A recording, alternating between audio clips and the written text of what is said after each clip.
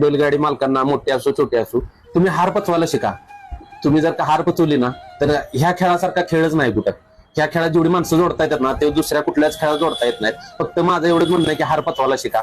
जे कसं निकालावर एकामेकासंग भांडणं करणे किंवा काय करणे, आज हारलाय उद्याच्याला खेळा, उद्याच्याला जिंकल. मला काय म्हणायचं, 1-2 सेकंदांना आपला बैल आज कमी पडलाय ना तर बैलाची अशी कुवत झाली पाहिजे की पुढच्या मैदानात ते 10 सेकंदांना पुढे यायला पाहिजे.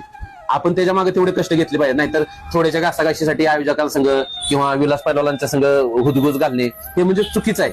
आणि जी नियम जे आहेत ना त्याचं कृपया सगळ्यांनी पालन करा. कोणी बैलाला मारू नका. मारल्यामुळे बैल काय पळत नाही. ज्याच्यात म्हणजे कुठलाही स्पर्धक असला तर त्याला मारल्यामुळे काय त्याचं स्पीड वाढत नाही. आपण म्हणतो की बैल गरम केल्यानं काय नसतं. त्याच्या अंगात जेवढी रग आहे तेवढाच तो पळणार.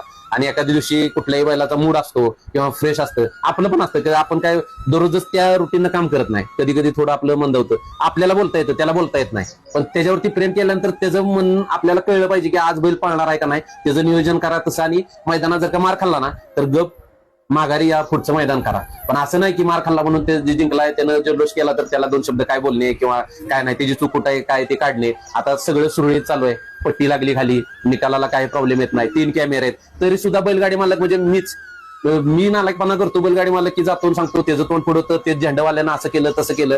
अहो आपल्यात 1 फूट मागणं सुद्धा, गरीबाची बैल एवढी आहेत की 1 फूट मागणं सुटून सुद्धा बैल लागतात. तर